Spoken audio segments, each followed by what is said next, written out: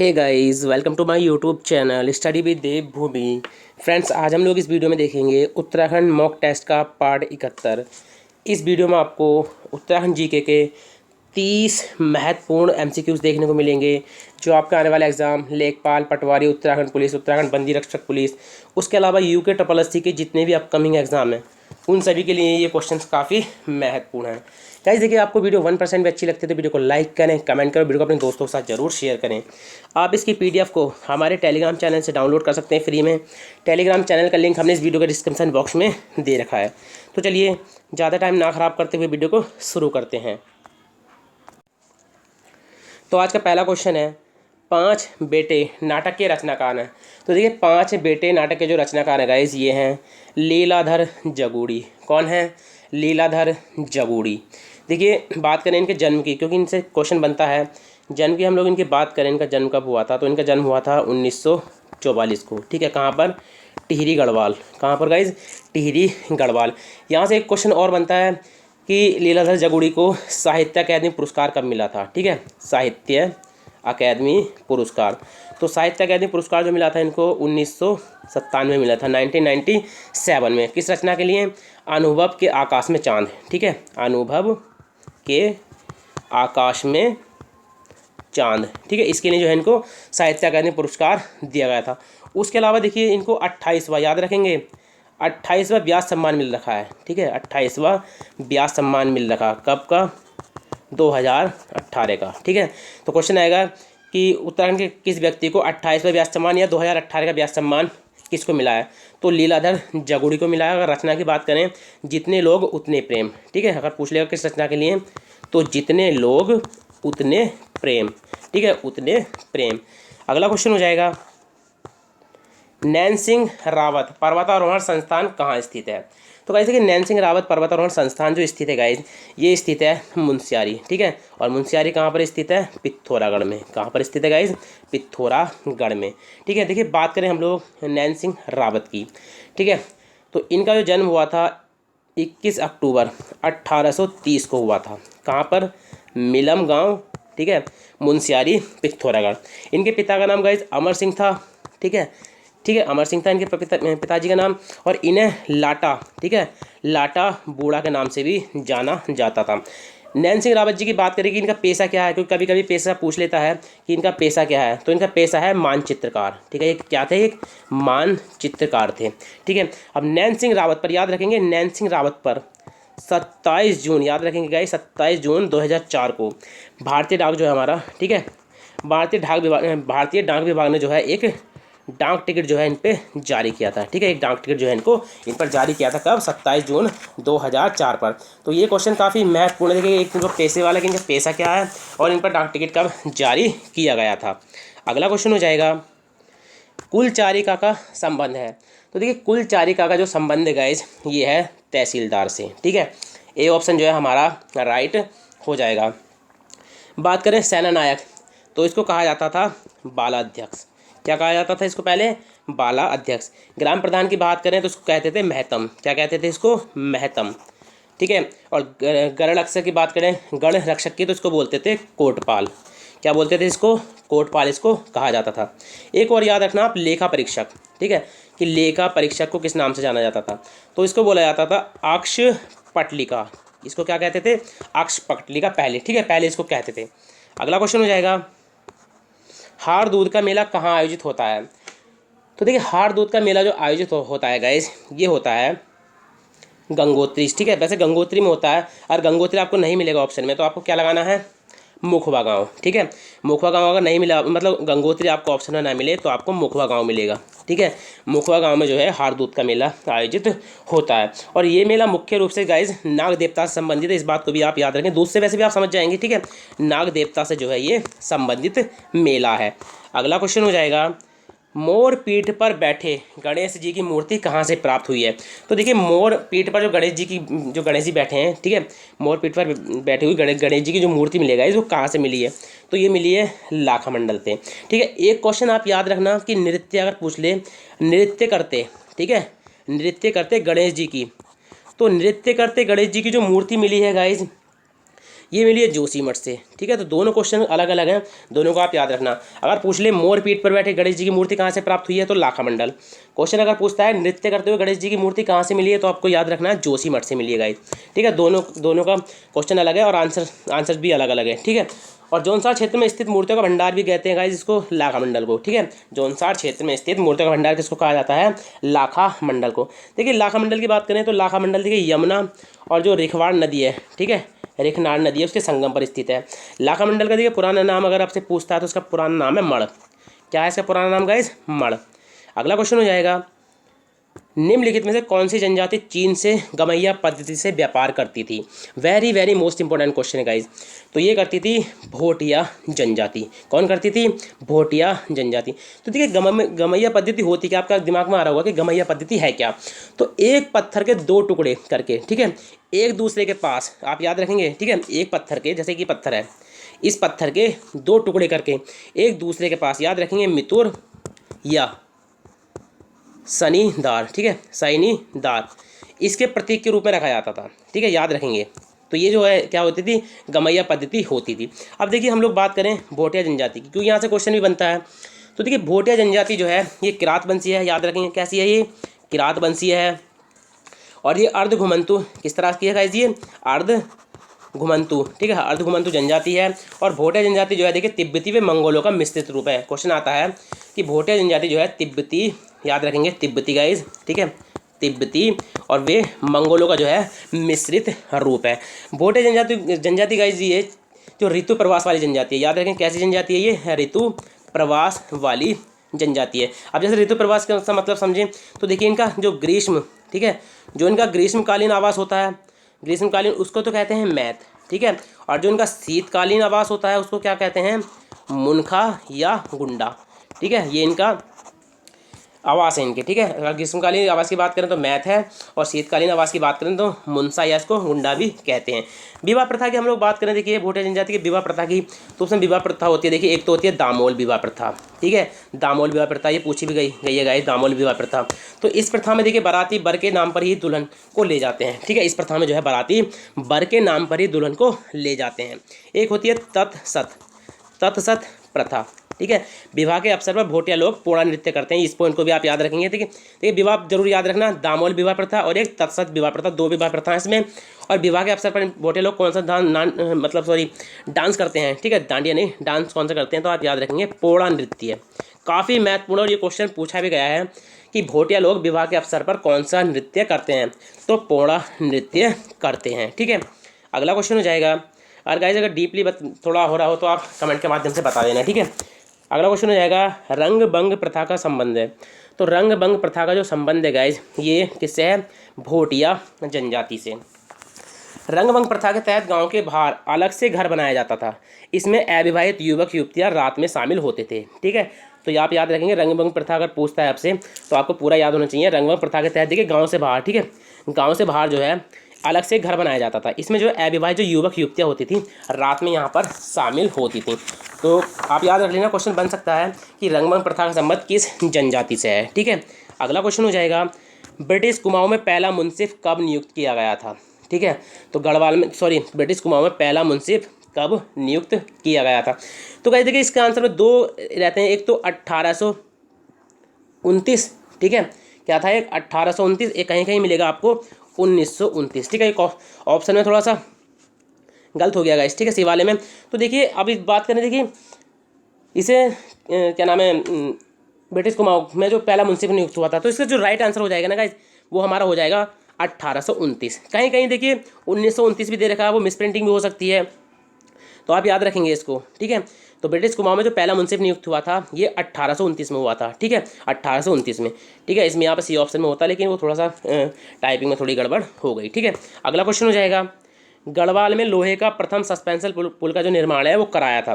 तो गढ़वाल में देखिए लोहे का जो प्रथम सस्पेंशन पुल था, इसका निर्माण जो कराया था गाइस, ये किसने कराया था, याद रखेंगे स्ट्रेची ने। ठीक है, जो कमिश्नर स्ट्रेची थे। ठीक है, कहाँ पर किया था गाइस, श्रीनगर में।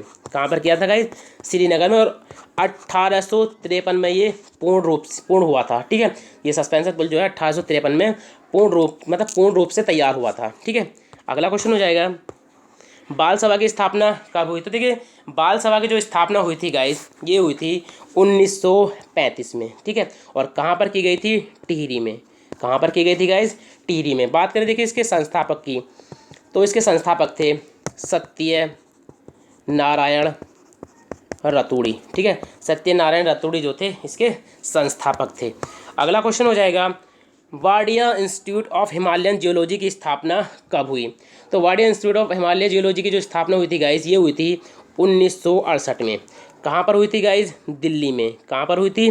दिल्ली में। इसके संस्थापक थे DN, ठीक है, याद रखेंगे संस्थापक DN वाडिया, ठीक है। DN वाडिया इसके संस्थापक थे।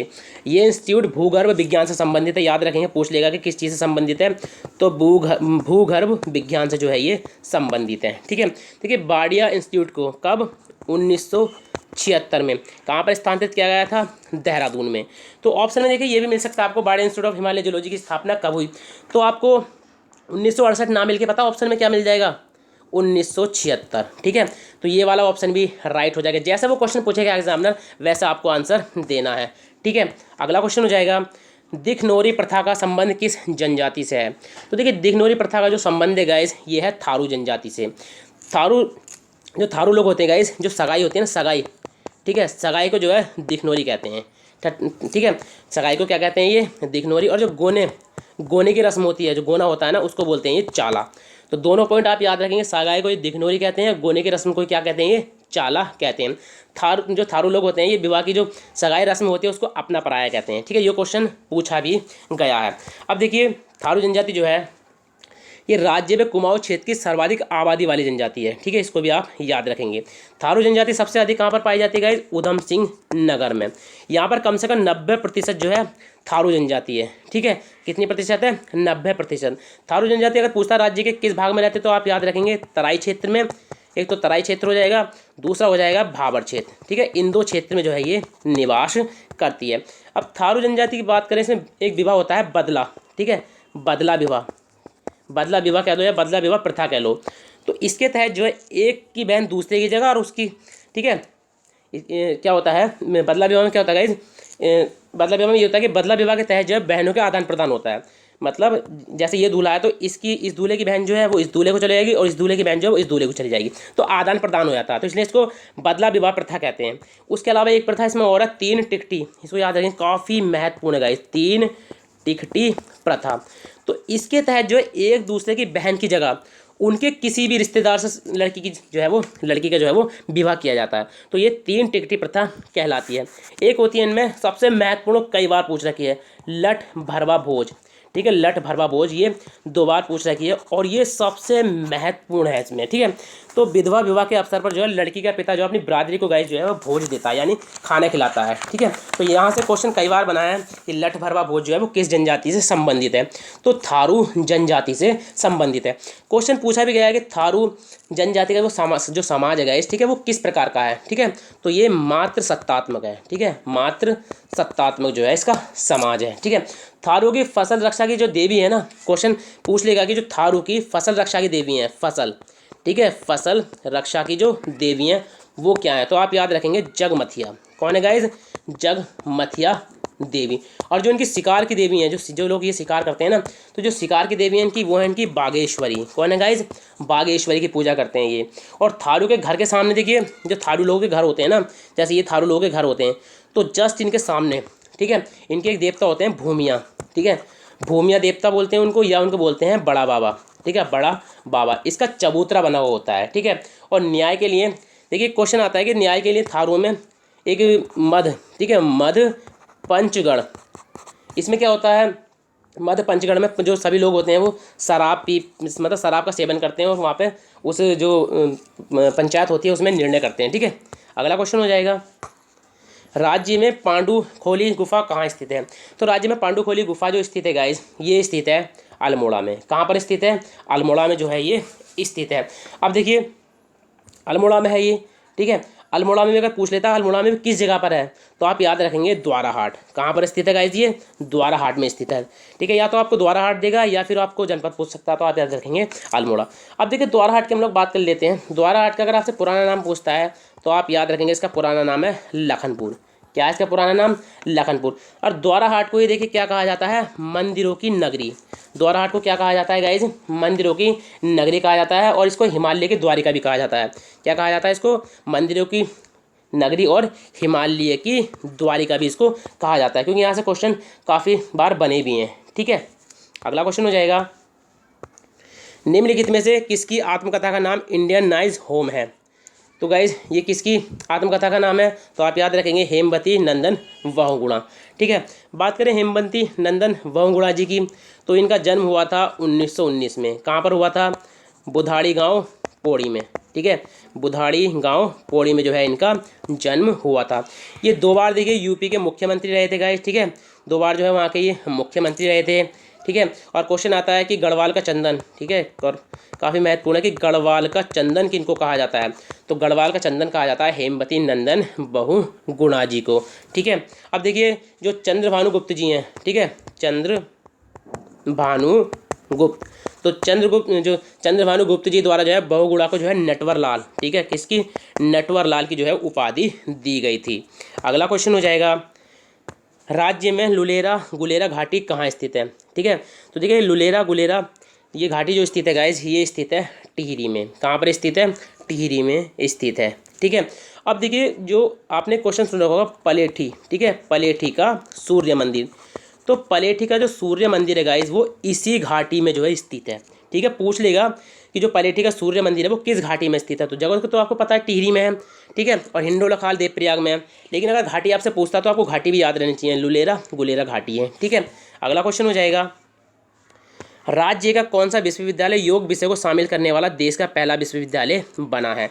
तो ये बना है गाइज कुमाऊं विश्वविद्यालय। और इस तरह से ही क्वेश्चन काफ़ी बार पूछे जाते भी हैं। ठीक है, अगला क्वेश्चन हो जाएगा, निम्नलिखित में से किसे कुमाऊं का गहना कहा जाता है? तो देखिए कुमाऊं का जो गहना कहा जाता है गाइज, ये कहा जाता है कोशानी को। किसको कहा जाता है? कोशानी को। जो कौशिक मुनि थे गाइज, याद रखेंगे, जो कौशिक मुनि थे ना, कौशिक मुनि की जो तपस्वी होने के कारण जो है कोशानी इसका नाम पड़ा था। ठीक है, और कोशानी के सब संस्थापक कौन थे? याद रखेंगे रैमजे। कौन थे गाइज? कोशानी के संस्थापक रैमजे। कोशानी अगर पूछ लेता किस पहाड़ी पर बसा हुआ, तो आप याद रखेंगे पिंगनाथ। ठीक है, पिंगनाथ पहाड़ी पर जो है ये बसा हुआ है। अब देखिए कोशानी काफ़ी यहाँ से क्वेश्चन बने हैं, तो महात्मा गांधी ने देखिए यहाँ पर, ठीक है, कोशानी में 1929 में महात्मा गांधी जो यहाँ पर 12 दिन रुके थे। ठीक है, 12 दिन रुके थे यहाँ पर, और 12 दिन के प्रवास किया था यहाँ पर। और महात्मा गांधी द्वारा जो लिखी है इनकी पुस्तक, याद रखेंगे यंग इंडिया। ठीक है, यंग इंडिया की पुस्तक है इनकी एक। तो इस लेख में जो है कोशानी को इन्होंने क्या कहा है गाइज? भारत का स्विट्जरलैंड। ठीक है, भारत का स्विट्जरलैंड इसको कहा है। ठीक है, अगला क्वेश्चन हो जाएगा, राज्य में ये डोली सेवा गाइज, थोड़ा इसको ठीक है ठीक कर लेना, डोली सेवा। ठीक है, डोली सेवा है ये। राज्य में डोली सेवा का प्रारंभ कब हुआ था? तो देखिए डोली सेवा का जो प्रारंभ हुआ था गाइज, ये हुआ था 17 अप्रैल 2012 को। ठीक है, 17 अप्रैल 2012 को जो है 108 एम्बुलेंस की सहायक सेवा के रूप में इसको शुरू किया गया था। ठीक है, तो ये 108 से ही संबंधित है एक टाइप से। इसमें 4 लोग जो है इसको डोली की तरह जैसे लेके जाते हैं ना, पेशेंट को वैसे लेके जाते हैं। क्वेश्चन आ जाए कि 108 की शुरुआत कब हुई थी जो आपातकालीन सेवा है? तो 15 मई 2008 को। ठीक है, 15 मई 2008 को जो है 108 की सेवा शुरुआत हुई थी, और 17 अप्रैल 2012 को जो है ये डोली सेवा शुरू की गई थी। अगला क्वेश्चन हो जाएगा, किसे अंग्रेज संत कहा जाता है? तो देखिए अंग्रेज संत जो कहा जाता है ये कहा जाता है माधव आशीष को। किनको कहा जाता है? माधव आशीष को। अगला क्वेश्चन है, राज्य उपभोक्ता आयोग के प्रथम अध्यक्ष कौन थे? तो देखिए राज्य उपभोक्ता आयोग के जो प्रथम अध्यक्ष थे गाइज, ये थे के.डी. शाही। कौन थे गाइज? ये के.डी. शाही। तो इस तरह से क्वेश्चन कई बार पूछे भी जाते हैं। ठीक है, अगला क्वेश्चन हो जाएगा, ब्राइट और कॉर्नर दर्शनीय स्थल कहाँ स्थित हैं? ठीक है, ब्राइट और कॉर्नर दर्शनीय स्थल हैं, ये स्थित है गाइज अल्मोड़ा में। कहाँ पर स्थित हैं? अल्मोड़ा में। उसके अलावा यहाँ पर देखिए दर्शनीय स्थल है मटेला, दर्शनीय स्थल है यहाँ पे एक मटेला। ठीक है, मानीला। ठीक है, मानीला है ये। उसके अलावा देखिए यहाँ पे 1-2 नाम और आप याद रखेंगे, सिमतोला। ठीक है, सिमतोला, और एक है मारतोला। ठीक है, ये अलग अलग हैं, तो ये भी अल्मोड़ा में है, और ये एक पिकनिक स्पॉट है। ठीक है, इनको 5 को आपने याद रखना है, ब्राइट और कॉर्नर, मटेला, ठीक है, मानीला, सिमतोला और मारतोला। ठीक है, इनको आपको याद रखना है। अगला क्वेश्चन हो जाएगा, भवानी शाह ने देवप्रयाग में एक संस्कृत पाठशाला बनाई, तो ये इन्होंने कब बनाई थी? तो याद रखेंगे 1862 में। ठीक है, बी ऑप्शन जो है हमारा राइट हो जाएगा। भवानी शाह के अगर हम देखिए काल की बात करें तो 1859 से 1871 तक जो है भवानी शाह का काल रहा था। अगला क्वेश्चन हो जाएगा, गन्ना विकास संस्थान कहाँ स्थित है? तो देखिए गन्ना विकास संस्थान जो स्थित है गाइज, ये स्थित है काशीपुर में। कहाँ पर स्थित है गाइज? ये काशीपुर में है। उसके अलावा एक पॉइंट आप याद रखेंगे, अगर आपको ये काशीपुर ना दे तो आप रुड़की, ठीक है, रुड़की में भी है ये, ठीक है, दोनों का आप याद रखेंगे। और काशीपुर ना दे तो रुड़की भी ये देगा। ठीक है, अब देखिए काशीपुर से कुछ क्वेश्चन बनते हैं जिनको आपने याद रखना है। काशीपुर से निकलने वाले कुछ महत्वपूर्ण पत्र थे, उनको आप याद रखेंगे। जैसे एक था बाणी प्रभा, ठीक है, ये काशीपुर से निकलता था। विगुल, ये काशीपुर से निकलता था। चौराहा, ये काशीपुर से निकलता था। काशीपुर में सबसे महत्वपूर्ण चैती मेला लगता है, जो अभी हाल ही में शुरू हुआ है। यहाँ पर चैत्र के प्रथम चैत्र से यहाँ पर लगता है। ठीक है, गोबीशाण इसका पुराना नाम है काशीपुर का। ठीक है, गोबीशाण जो है काशीपुर का पुराना नाम है। ठीक है, और चंद्रकाल, देखिए चंद्रकाल में काशीपुर को किस नाम से जाना जाता था? कोटा। ठीक है, कोटा नाम से जाना जाता है चंद्रकाल में। इस पॉइंट को भी आप जरूर याद रखेंगे। अगला क्वेश्चन हो जाएगा हमारा कलुवागढ़ी। ठीक है, कलुवागढ़ी का किला कहाँ स्थित है? तो कलुवागढ़ी का जो किला स्थित है गाइज, ये स्थित है रुड़की में। कहाँ पर स्थित है? रुड़की में। रुड़की में गांव पूछता है कहाँ पर है, तो आप याद रखेंगे रांझा। ठीक है, एक गांव पड़ता है रांझा। तो ठीक है, तो रांझा, ये किला वहाँ पर है। ठीक है, रांझा जगह है एक, कहाँ पर? रुड़की में, ये वहाँ पर स्थित है। बात करें देखिए रुड़की की, तो ये रुड़की जो है सोलानी नदी के तट पर बसा हुआ है। और रुड़की नगर को इंजीनियर्स का मक्का कहा जाता है। काफ़ी महत्वपूर्ण क्वेश्चन है कि इंजीनियर का मक्का, ठीक है, इंजीनियर्स, ठीक है, इंजीनियर्स का मक्का जो है वो किसको कहा जाता है राज्य में? तो ये कहा जाता है रुड़की नगर को। ठीक है, किसको कहा जाता है? रुड़की नगर को कहा जाता है। देखिए रुड़की जो है नगर निगम जो बना था ये 2013 में बना था। इस पॉइंट को भी आप याद रखेंगे और ये काफ़ी महत्वपूर्ण क्वेश्चन है।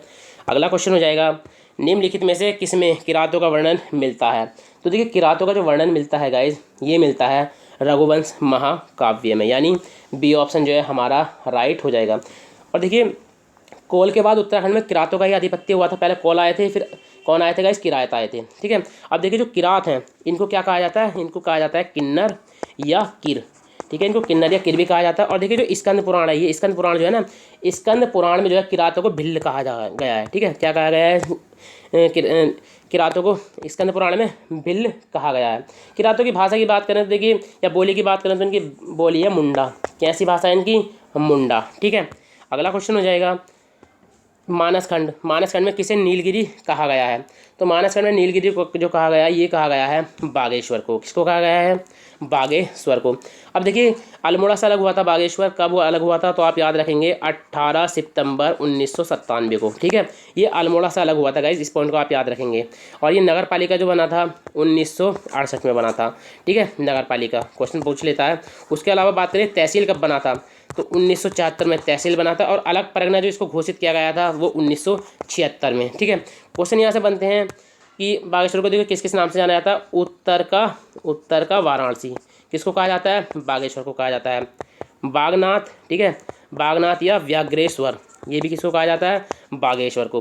बागेश्वर क्वेश्चन पूछने की बागेश्वर किन नदियों के संगम पर स्थित है? तो आप याद रखेंगे सरयू प्लस गोमती, इन दो नदियों के संगम पर जो है ये स्थित है। अगला क्वेश्चन है, अंग्रेजों ने सर्वप्रथम भांग की फैक्ट्री लगाई थी। तो देखिए अंग्रेजों ने सर्वप्रथम जो भांग की खेती, वो भांग की फैक्ट्री लगाई थी गाइस। ठीक है, ये लगाई थी काशीपुर में। कहाँ पर लगाई थी गाइस? काशीपुर में। टिहरी रियासतों का पंजाब हिल स्टेट एजेंसी के साथ सहयोग किया गया था।